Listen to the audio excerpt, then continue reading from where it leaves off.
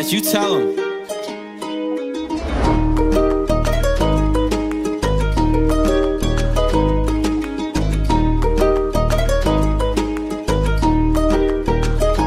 Koliko si zgodna, ja lebdim ovdje s tobom bi odmah na sve drugo nebitno je zgodna. Pete ti lijepo stoje, ko da si spremna za bal, kraljica retro mode zgodna. Ja lebdim ovdje s tobom bi odmah na sve drugo nebitno je zgodna. Pete ti lijepo stoje, ko da si spremna za bal, kraljica retro mode. Budi moja moli jer ti ne mogu odolit. Prvi, drugi, treći put, za četvrti se molim. Daj okreni se još jednom, ne znaš koliko to volim kada ne vidim te.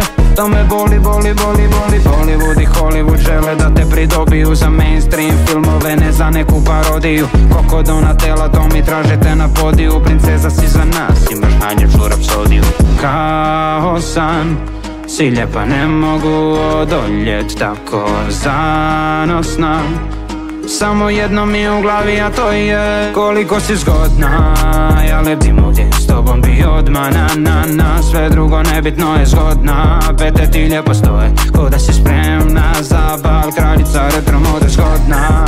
Ja lebdim ovdje s tobom bi odmah na sve drugo nebitno je zgodna. Pete ti lijepo stoje, ko da si spremna za bal, kraljica retro mode je. A je, zgodna, zgodna, zgodna si mi je. Zgodna, zgodna, zgodna. Koliko si zgodna, ja lebdim ovdje s tobom bi odmah na sve drugo nebitno je zgodna.